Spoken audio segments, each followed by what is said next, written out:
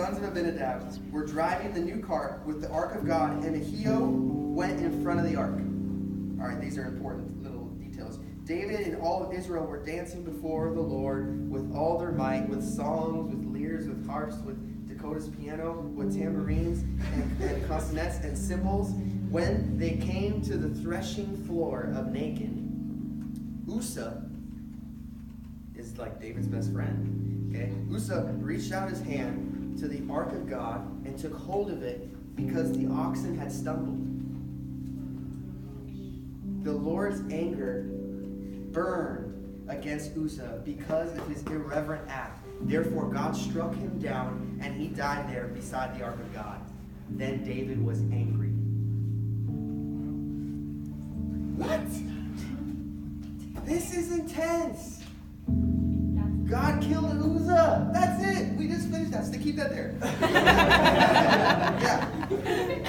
David was angry, bro. Like, of course he's angry. God just killed Uzzah because the thing was gonna fall. So he reached out his hand to catch it. Like, come on, bro. Like, that's a little intense. I don't know. But it says that, like, look, in order to stabilize it, he probably reached out, and it could have potentially fallen. So I'm thinking this guy has the best intentions in his mind. But I'm going to make a proposition right here, and this is going to run through the whole theme of everything. I think this all could have been avoided, and it could have happened differently if David and everyone else didn't forget to learn from the past. So we've got to understand this story, because this is God. And this is our God. So I want to make sense of who God is. And sometimes when we don't understand God, like, that's when he's really going to speak to us, because we're going to learn something new. And I recently went to visit a church, and I felt like I'd been searching, like digging so hard to find a word from God. And I had prayed, and God literally answered me the same night. And it made me feel so like, wow, God, you love me. You actually want to talk to me. So this could be a moment right now where you're praying about something really hard and you want God to answer. And maybe, like, if God's willing, like, he can use this sermon to say something to you that's so powerful. And it could be an answer to prayer. And I believe in that. I believe that he can do that, and I've prayed for that you guys have a similar experience. So we have to find out some couple details. Like, who the heck is Uzzah? Right? Because who he is will really affect why God did what he did.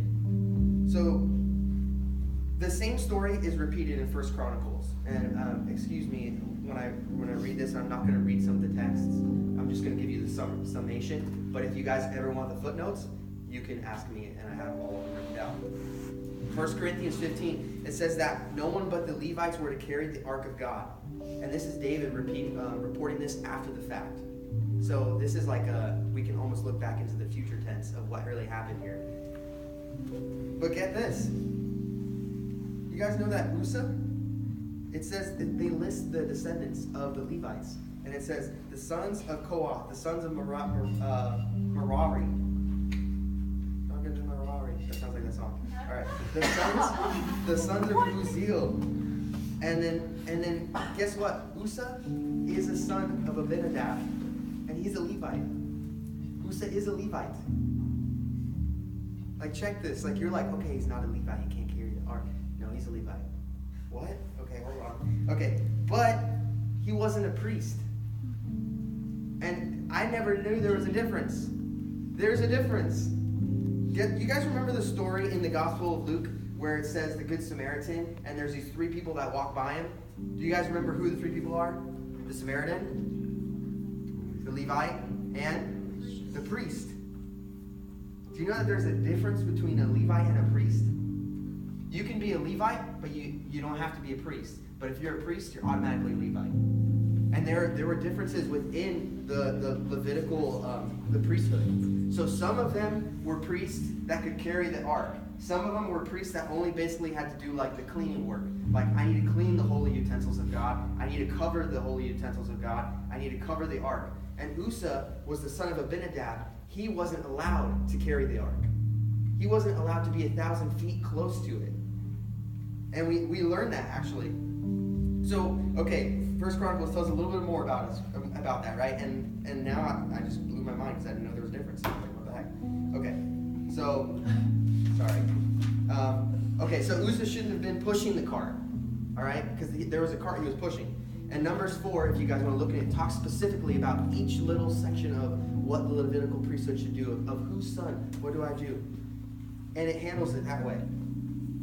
So this reminds me of a story. I've been running for the past month in cross country, right? And this is a new development for me.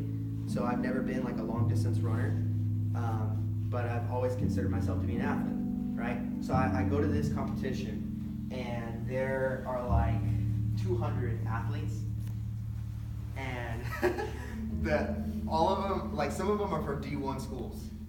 So some of them this is their life.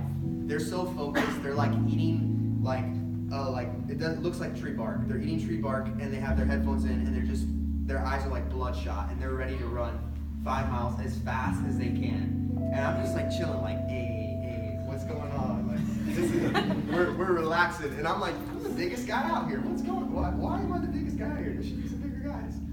I kid you not, the guys that led this pack, they looked like the aliens from Men in Black. You ever seen like those guys, like the little skinny worms?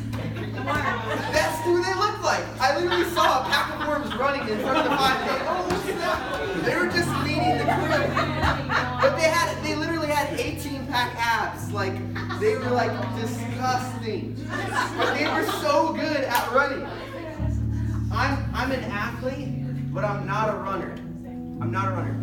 Uzzah's a Levite, but he's not a priest. So he can call himself a Levite, but he's not a priest, and he's not even in the same category. And that's the cross country rows would be dying right now at this point because they know how bad I am. Okay. All right. So who you are matters. Who Uzzah is matters in the story, but how matters too. It says that how they were moving the presence of God, right? This is what we're talking about, the very presence. It says in verse 3, they carried the ark of God. Can we put that back up? Verse 3. Sorry. My bad. You're good. They carried the ark of God on a new cart. If you remember, okay, the ark of God spent some time in enemy territory. Right, you guys remember that? It spent 20 years on the border. This idea of a cart was first started by the Philistines. When it was in their territory, they were so terrified of it that they built a cart for it. And they're like, man, we don't know how to move this thing. We don't know how to treat this thing. And the way they actually got rid of it, and I'm not making this up. This is legit in the Bible. They got 2 cows, they tied it to this new cart, and they basically smacked their butts. And they're like, we're hoping that it walks away. And it did. It walked towards the border. And they actually said, they prayed there like to whoever. I don't know who they prayed to. Probably Dagon, right? If it walks towards the border, we know that it's God that's been inflicting us with all these sores. And they actually had mice too, all these mice. And it walked straight towards the border. And so they were like, dang, that was God. That was Yahweh. He was inflicting us. And it gets to the border, right? It sits there. But this cart idea had never been done before. It was the Philistines that started it. And so David shows up to the Ark of the Covenant, right? Or the Ark of God. And it says that he builds it a new cart.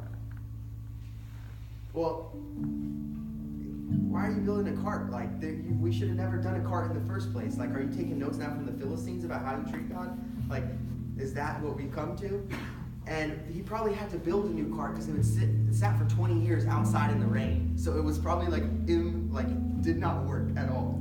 So as noble as it sounds, like it was in a new cart. It was in not a good place. It shouldn't have been there. We actually learn in Exodus 25 from the past, 14:15. We learn that they were to carry the ark with poles, and these were gold 12-foot poles, these long poles. They put them on their shoulders. And this makes me even think of, we're not supposed to push what God's called us to carry. And some of us are pushing things forward that God's called us to carry right now. Like our crosses, we're called to carry those things right now. We're not called to like build some kind of cool device and be like, I'll do this in 5 years because I can push it along down the road. Like we're called to be Christians and carry things right now. Some of that's persecution. Some of that's standing up for things that aren't comfortable or convenient in like United States culture. And you just have to do it, man. Like that's what God's asking you to do. But my biggest question is not who, how we carry it. It's why. And this is the one that we often don't get answered by God. Why kill Uzzah? Like, I get the obvious reason, but why not just inflict him with swords like the Philistines?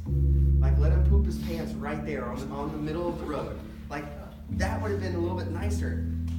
In verse 6, it says that they came to the threshing floor. This wrecked me. Okay. Okay, the threshing floor was the place where the farmers, okay, they'd own a land, they'd gather all the crops of the season, they'd put it all down. And there was like multiple styles of threshing floors, but the like most popular one that we found like archaeological digs of is they'd have a stake in the middle, and it'd be this big round circle, and they'd put like an ox or a cow tied to a rope, and he'd walk around and crush the crops. And he'd keep walking, and he'd walk around in circles, and as he walked, the rope would get smaller and smaller, right? So eventually he'd go through the whole circle, and then they'd put him back around to do the same thing again. And while he's doing this, he's crushing the grain and separating grain from chaff. And then the farmer comes by with a winnowing fork, and he throws it up in the sky, and then the wind blows away the chaff, and the grain stays. And it's this idea that we're separating what's disposable and what's usable. And every time the threshing floor shows up in the Old Testament and New Testament, it's a representation of God's judgment. As a matter of fact, in the Gospel of Matthew, it gives a reference, and Jesus says the kingdom of God is like a man with a winnowing fork lifting up the grain and the chaff. And it blows away the chaff, and it'll go to an unquenchable fire. And where God will take the grain and put it in a barn house. It's God separating the good from the bad. So I don't think it's a coincidence that the ark stumbled on the threshing floor. You guys know that the threshing floor is the smoothest of the ground? Otherwise, you wouldn't be able to break it up. So it's so smooth, and they're riding this cart. If you guys notice verse 1, it says they start on a hill.